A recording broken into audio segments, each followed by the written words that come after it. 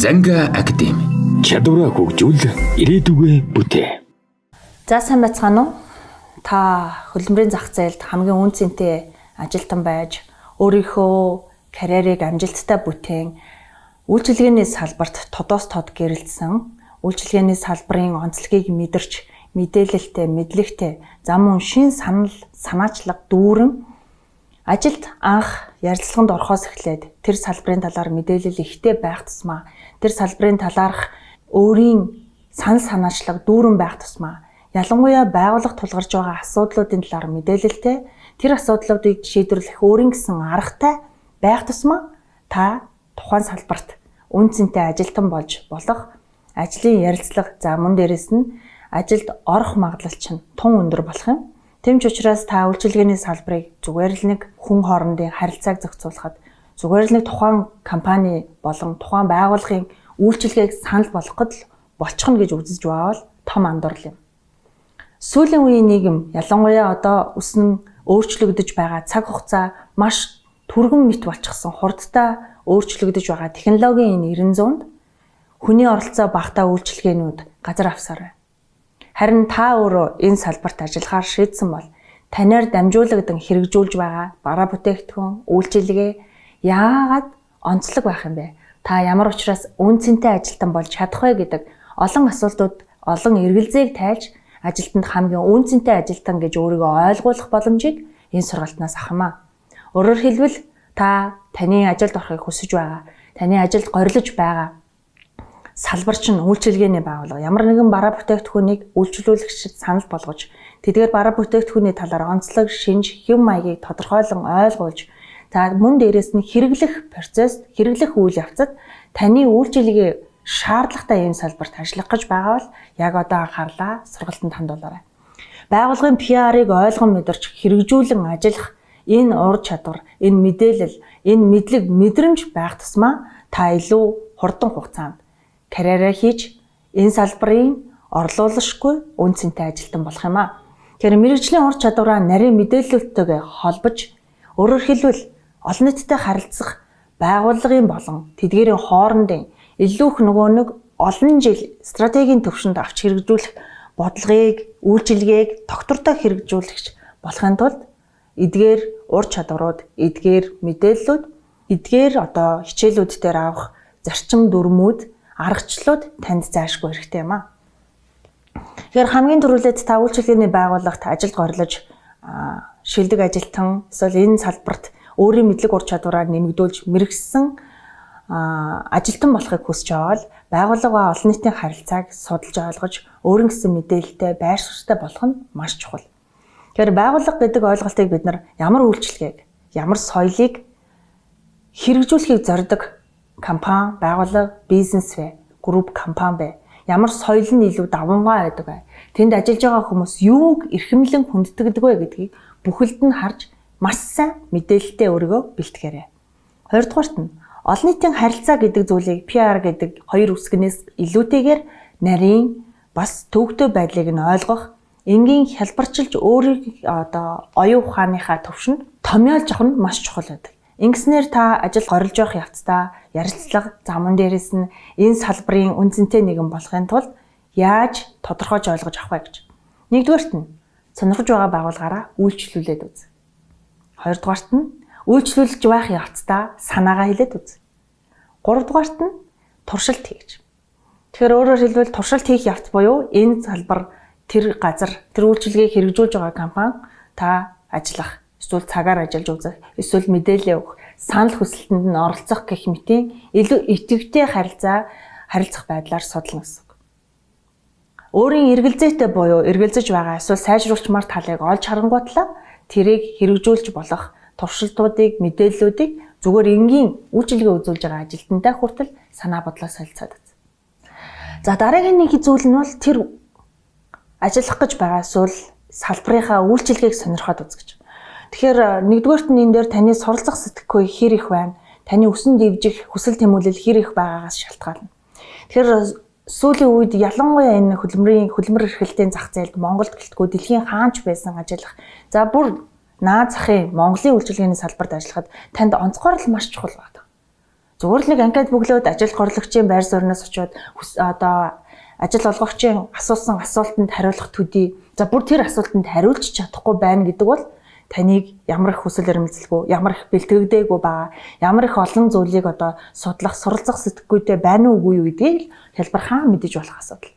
Тэгм учраас үйлчилгээг очиж харж анзаарахтаа юуг суралцаж болох вэ? Ямар давуу талууд байна вэ гэж шин соргог байдлаар анзаараарай. Дараагийнх нь судлаач байр суурь. Хүн болгон судлаач байр суурьтай байх боломжтой. Хүн болгон судлаач байр суурьнаас юмыг авч үзсээрч байдаг. Үүнийгээ бид нар ингэж томьёолдоггүй л болохоос биш. Аливаа зүйлийг энд тийм байна. За энэ байгууллага юм байна. Ерөнхийдөө энэ байгууллагууд нэг иймэрхүү байдаг даач гэдэг юм уу? Ерөнхий дүгнэлтүүд харьцуулт бид нар байдаг. Ийм харьцуулт дүн шинжилгээтэй ажлын ярилцлага эсвэл энэ салбарын хүмүүсээс мэдээлэл авахтаа харилцаанд оролцохдоо ашиглаж байх юм бол танд давуу тал үүснэ. Дараагийнх нь санаа дэвшүүлдэг бай. Санаа дэвшүүлдэг байх нь санааг хэрэгжүүлэгч, гүйцэтгэл, за эсвэл алдаа оног үнэлэн дүгнэх явцаас өмнөх хамгийн шин санаачлагч, хамгийн бүтээмжтэй байгааг илэрхийлэх давуу тал болдог. Дараагийнх нь өөрөмсөг бай гэж. Ажилд олгогч юу хүсдэг вэ гэхээр таныг багтаа авахтаа яг миний бизнесийг, манай үйлчилгээг өөрийн юм шиг, өөрийн мэт хандаж чин сэтгэлээсээ ажиллах, чин сэтгэлээсээ асуудал шийдвэрлэхэд оролцох ийм санаачлагтай байгаасаа гэж ихэнх ажил олгогч нар хүсдэг. Тэр энэ хүлээлтэнд нийцхүүц хүн байхын тулд та аливаа зүйлийг минийх байсан бол, би энд байсан бол, би энэ үйлчлэгийг томьёолвол яах байсан бэ гэдэг асуултаар өөрийгөө хөгжүүлээрэй. Дараагийнх нь ихэнх байгууллагууд компанийнхаа асуудлуудыг шийдвэрлэхэд оролцдог. За мөн дээрээс нь өөрийнхөө үйлчилгээний салбарт ялангуяа сэтгэл хөдлөлөө удирдан зохицуулж чаддаг ажилтнуудыг илүү сонирхдог. Тэгэхээр та энэ чиглэлээр өөрийгөө илүү PR-дах уу? Эсвэл тухайн байгууллагын олон нийтэд одоо харуулсан тэр хүлээлтэнд нийцхүүж ажилтан байх уу? Эсвэл IQ өндөртөөгөө харуулах уу гэдэг хоёр том асуулт байгаа. Аль алины тэнцвэртэй авч яв. Тэгэхээр тухайн байгууллагын олон нийтэд хүргэж байгаа мэдээллүүд, бараа бүтээгдэхүүний брендингийн тухай ойлголцыг өөрийнхөө томьёол. Дараагийнх нь ажил хэрэгч бай. Түүний дараа туршлагуудаас судал гэж. Ижил төстэй байгууллагууд ялангуяа Монголын түвшинд, за дэлхийн нэг Азийн ч юм уу эсвэл нэг дэлхийн түвшинд үйл ажиллагаа явуулдаг ганцхан байгууллагуудтай харьцуулчихсан жижигхэн судалгаач мэдээллийн түвшин. Энэ чинь ч гэсэндээ таныг ямар их эрэл хайгуултай ажилд горлогч вэ гэдгийг чинь харуулж илүү давуу талыг бий болгох болно. Дараагийнх нь IQ-гээ хөгжүүл.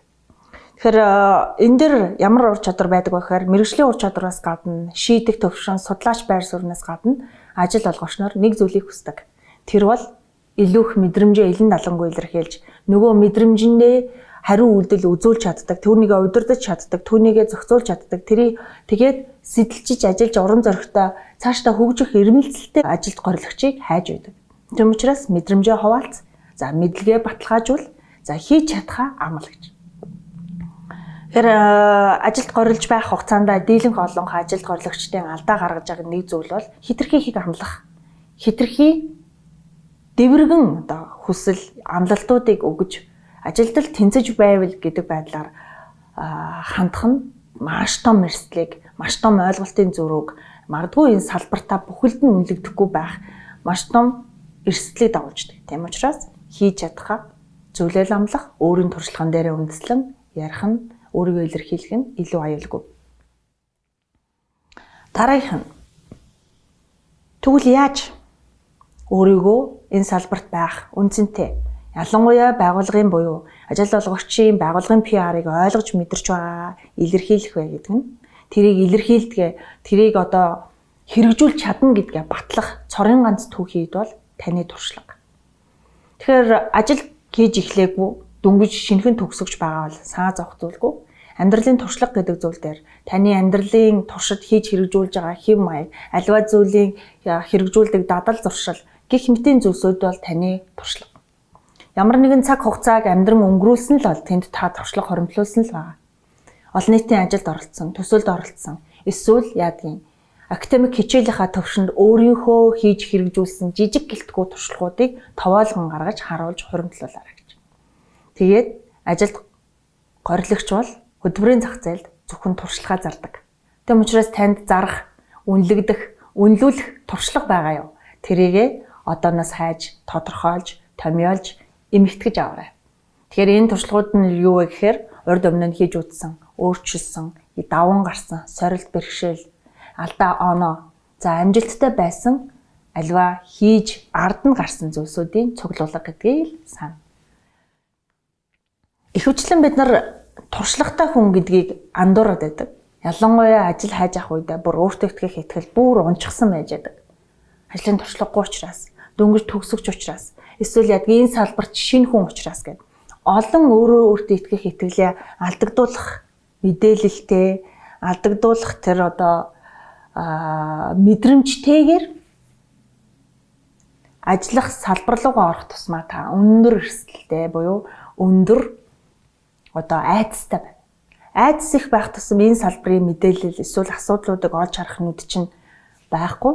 Харин өөртөө итгэлгүй байгаа дэр илүү ач холбогдол өгснөөрөө ярилцлаганд унахаас эхлээд ялангуяа ажил олоход цаг хугацаа зарцуулахаас эхлээд тэгээд юунаас хаанаас эхэлж яг ямар давуу талаа гаргаж ирэх вэ гэдгээ мэдэхгүй болох гэх олон төөргөдөл, олон айдас таныг автуулна. Тэм учраас хэрхэн амжилттай үйлчилгээний салбарын ялангуяа байгууллагын олон нийтэд зориулсан мэдээллийг ашиглангаа ажил олгогч нарт онцгой гэдгээ батлах бай. 5 зүйл. Тэгэхээр зөв судалгаа хийгээд авна л да. Тэгэхээр энэ дээр нэгдүгээр үе шат нь бол үндсэн мэдээллийн сайтаас нь мэдээлэл. Байгууллагын талаар ялангуяа өөрийнхөө сонирхож байгаа, хүсэж байгаа бизнес, үйлчилгээний салбарт ажиллахдаа дандаа шар мэдээ үзэл сонирхсан байдаг тохиолдлууд маш их гардаг. Энэ нь өөрөө эрсдэлтэй. Тэгэхээр байгууллагын асуудлуудыг зөв баталгаат их сурвалжуудаас мэдээллийг авах. Тэр баталгаат их сурвалжууд дээр байгууллагууд ихэвчлэн олон нийтэд ялангуяа шинээр гарч байгаа ажилтнуудаа эсвэл яг үйлчлүүлэгч нартаа энэ л төрлийн мэдээлэлээ илүү давмгаа хүргье гэсэн бүр тодорхой зорилготой олон нийтийн болон маркетингийн хилцээхийн төлөвлөгөөний дагуу гаргасан мэргэжлийн өндөр түвшинд бэлтгэгдсэн ийм цогц мэдээлэл зөвхөн сайтанд явдаг. За эндээс мэдээлэл авч энэ сайтын нэг хэмжээнд ядаж ихний ээлжинд мэдээллийг бүрэн гүйцэд авч тэр мэдээллээс ишлэл авч ярил танд илүү давуу тал бий болно. Харин их сурвалж эсвэл өндөр тандалт авах зорилготой нэлээд мэдээжийн мушгин гуйвалсан эсвэл та бодит утгаар нь тийм байгааг нь мэдэрч мдээгүй тийм судалгаа багтай сайтуудаас мэдээлэл авах нь маш их эрсдэлтэй. За дараагийн нэг зүйл нь бол мэргэжилтний үгийг сонсох гэж. Тэгэхээр бүх хүмүүс альва ажиллаж үзээгүй салбараас эсвэл ажиллахыг хүссэн салбар руугаа шилжихдээ маш их төөрөгдөл донд байдаг. Төөрөгдөл гэдэг нь юу гэхээр дам яриач юм уу олонний хөлөөс эсвэл өөрийнхөө төсөөлдгөөр төсөөлж илүүл хийстих айдаг эсвэл хит их өөртөө ихтэй байдаг хамшин жилэрдэг. Тэгэхээр энийг яг зөв зохистой доктортой байлгах нэг зүйл нь яг одоо тэр салбарт ажиллаж байгаа мэргэжилтэнтэй танилцсан, уулзалт хийж, сонирхсан асуултуудаа асууж зөв мэдээлэлтэй болох. Дараагийнх нь ажилтныг ажиглах гэж. Тэгэхээр та нар маань энэ хичээлийг сонсоод үйлчлэгийн салбарт орох чинь баг дипломын ажил бичих шиг ямар их юм зүйл юм бэ гэж бодох хэрэггүй юм. Зөвхөн яг анзаарагдах тусам буюу өөртөө ямар ч салбарт ажиллах давуу талыг бий болгож ямар ч ажлын харьцлаганд эсвэл ямар ч хамт олон соёл дунд өөрийгөө хамгийн үр ашигтай ажилтан байж чадах юмаа гэдгийг нотлох ерөнхий эрдэм, ерөнхий ур чадвар сууж байгаа гэж ойлгож болно. Тэгээд дараагийн зүйл бол орохыг хүссэн газар эсвэл ажилд горилж байгаа компани, байгууллага, бизнес үйлчилгээний үзүүлж байгаа ажилтныг ажигла. Энэ нь танд маш олон бүр бодит туршлагуудыг бий болгоно. За тэндээс хамгийн гол нь яг тэр ажлын ярилцлага эцсийн үр дүнг бий болгоход заавал тэр ажигласан тухайга төрсэн сэтгэлдээ эерэг сайнаар илэрхийлэх нь маш зүйтэй. Яагаад гэж ихэнх ажил олгогч нар өөрсдийнхөө стратеги чанар, өөрсдийнхөө бизнесийн ноу-хау, өөрсдийнхөө үйлчилгээний онцгой ялгарлыг энгийн үйлчлүүлэгч, энгийн ажилтан дээрээ бодит утгаар биелэлээ олж байгааг сонсох том дуртай байдаг. За дараагийнх нь болохоор мэдээж энэ хэсгийг ажиглаж ярилцлаганд ашиглахдаа та хитрхээ дэврэгсэн, хитрхээ худал ерөнхий мэдээлэл өгж болохгүй. Яг юунд таалагдсан? Яг яагаад тань тата мэдрэмж төрүүлсэн бэ гэдгийг тодорхой ямар салбарын ямар ажилтны ямар үйлчлэгийг авах та мэдэрсэн бэ гэдгээ хэлэх нь зүйтэй. За дөрөвдүгээр үе шат бол карьераа тодорхойлох гэж. Бүх салбарт туршлагатай ямар ч энэ салбарын туршлагагүй ажилтнаас энэ салбарт 20 гаруй жил 10 гаруй жил 5-аас дээш жилийн туршлагатай болсон ажилтнад ч гэсэндээ карьерийн зөв зөвтэй тодорхой замналыг өөрөө сайн тодорхойлох нь маш чухал байдаг. Карьерийн тодорхой өсөлт дэвшил, өөрийн карьерийн зорилгоо зөв тодорхойлсон хүнд ажлын өдөр тутмын асуудал дандаа суралцах процесс үр өгөөжтэй нөхцөл байдлыг бий болгож байдаг. Түүний дараа дор хаяж 2 жил тогтвортой нэг үйлчилгээний салбарт ажил. Ингэснээрээ та өөрийнхөө тэр тухайн үйлчилгээний яг бодит тулгарч байдаг, өдөр тутмын тулгарч байдаг асуудлуудыг шийдэх өөр ингэсэн аргатай болно. Тэр одоо үйлчилгээг бүрэн гүйцэд ойлгоно. Тэр үйлчилгээний талаар онлайн болоод бодит практик туршлагын мэдлэгтэй болж чадна. Ингэснээрээ таны дараагийн ажил эсвэл тухайн одоо байгууллага дотроо дараагийн карьерийн өсөлтөнд чинь маш чухал нөлөөтэй ийм мэргэжлийн ур чадвар болж хувирах юм аа. Дараагийнх нь та үйлчилгээний салбарт ажиллах гэж байгаа бол байгууллагын PR-аас авсан өндөр хүлээлт, сэтгэл догтлуулам сайхан байх гэсэн мэдрэмж авсан тэр сэтгэл хөдлөлөө удирдах нь чухал. Тэгэхээр нэгдүгээрт нь таних, хоёрдугаарт нь удирдах, гуравдугаарт нь сэдэлжүүлэх, дөрөвдүгээрт нь харилцаагаа мэдрэх, тавдугаарт нь харилцах гэж. Хүн төрлөختөн IQ өндөртэй байх уу, EQ өндөртэй байх уу? Амьдралд ажил эсвэл амжилттай амьдрахад аз жаргалтай байхад IQ чухал юм уу, EQ чухал юм уу гэдэг маргаан дунд амьдарсаар байгаа. Ялангуяа хөдөлмөр эрхлэлтийн зах зээлд ажил хийж өөрийнхөө карьерийн замлыг амжилттай үргэлжлүүлэх, ялангуяа үйлчилгээний салбарт гэрэлтхийг хүсэж байгаа бол та нэгдүгээрт нь өөрийн сэтгэл хөдлөлөө таних аргуудыг сур. Ямар үед, ямар харилцааны үед, ямар орчинд та илүү таатай, эсвэл таагүй, эсвэл тав тухгүй, эсвэл тав тухтай мэдрэмжийг авч байна гэдгээ танин мэдэж анзаар. Илүү сайн тодорхойлох тусмаа та ажлын талбар дээр гараад давуу талтай ажилтан болно. Дараагийнх нь хэрвээ ийм сэтгэл хөдлөлүүдийн төвшнөө ялруулж мэддэг, танин мэддэг болчихсон бол тэрнийг удирдах. Яг тэгвэл таны яг одоо ажиллахаар зэхэж байгаа үйлчилгээний салбар таны сэтгэл хөдлөлийг удирдах, чөлөөтэй элен далангуугаар илэрхийлж цаг мөч болгон өөрийн сэтгэл хөдлөлтөд хариу үйлдэл үзүүлэх боломжгүй салбар.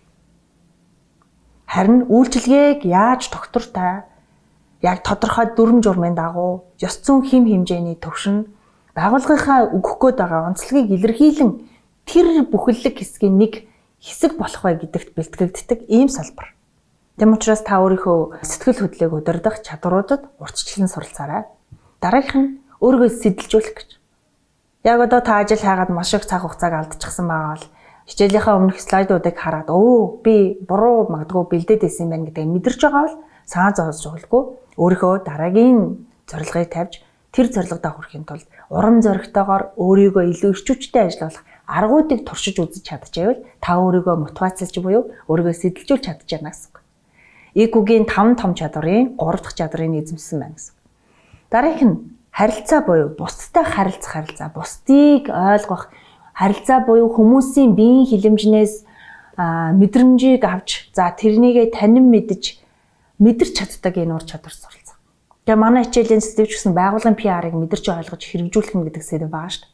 Өөрөөр хэлбэл хүмүүсийн биеийн хилэмжнээс харагдах байдлаас, хөдөлгөөнөөс, харцнаас, үг үйлдэлээс тухайн хүний сэтгэл зүйн одоогийн төлөв байдлыг ядаж жаахан үнэлждэг, танин мэдчихдэг, хариу үйлдэлд бэлтгэждэг ийм чадвар ажлын талбар дээр ч тэр амин хувийн харилцаан дээр ч гэсэндээ бид нарт заяагдмал байдаг, харин түүнийг хөгжүүлэх нь чухал. Дараагийнх нь ингээд мэдрээд эхэлсэн бол бусдын харилцаанд оролцож байгаа биеийн хилэмж харагдах байдлыг мэдэж ойлгож чадж байгаа бол харилцах өөрийн гэсэн хэм маяг темпераментыг бий болгох. Ингэснээрээ та дараа нь ямар ч журамтай, ямар ч удаа ёс зүйн хэм хэмжээтэй үйлчилгээний салбарт ажилласан байлаа гэсэн түүнд дасан зохицож хөрвөн ажиллах чадвартай үн цэнтэй нэгэн болж хувирах юм. Тэгэхээр сэтгэл хөдлөлийн буюу EQ-гийн талаарх ойлголтоо илүү дэлгэрүүлээрэй. За дараагийнх нь үр дүнтэйгээр бэлтэг гэж. Тэгэхээр үйлчилгээний салбар гэдэг өөрөө маш гоё түргэн хугацаанд тодорч гарч ирж болох, өрсөлдөө ихтэй боловч яг таны бодит амьдрал дээр хэрэгжүүлдэг шин санаачлага, мэдрэмжтэй ажиллахаас чинь хамаарат маш хурдцтай өсөн дэвдэж болох карьерийн замнал байдаг. Тэм учраас нэгдүгürt нь судалгаа, хоёрт нь суралц, гуравдугаарт нь шийдвэрээ гаргах хурд гэдэг маш чухал. Нэгдүгээрт нь судалгааг яах вэ гэхээр ажилтан, үйлчлүүлэгч, харилцагч, харьцуулалт хийж судална. Та ажилтан байж болно, үйлчлүүлэгч байж болно, харилцагч байж болно шүү дээ. Тэр ажиллахыг хүссэн салбартаа энэ бүх байр сууриас хагаад харьцуулан судалгаа хийж үз.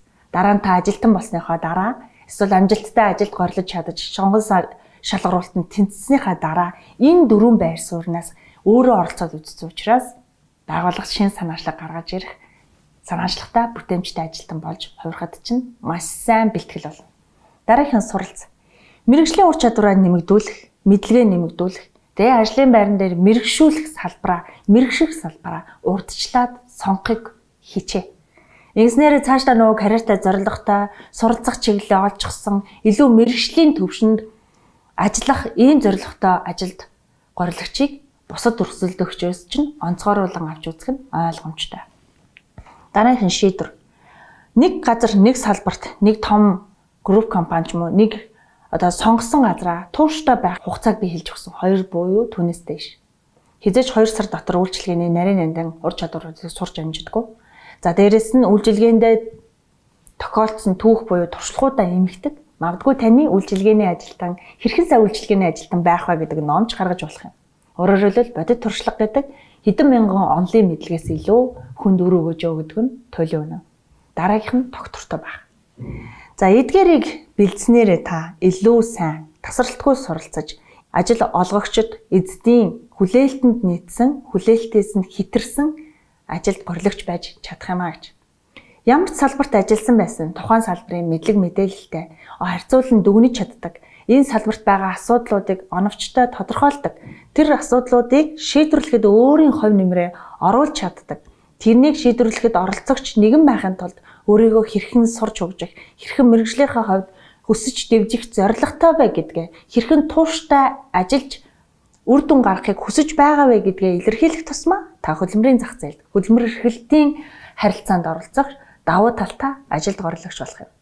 Танд амжилт хүсье. Хүссэн салбар, ялангуяа үйлчилгээний салбарт ажиллахдаа тухайн байгууллагын олон нийтийн хүлээлтэнд нийцэх PR-ийн мэдээллүүдийг зөв оновчтой авч тэдгээрээс таны оролцох ёстой асуудлуудыг шийдвэрлэх хэрэгтэй байгаа талбарыг илүү товойлгон гаргаж өөрийгөө илэрхийлээрэй. Танд амжилт хүсье.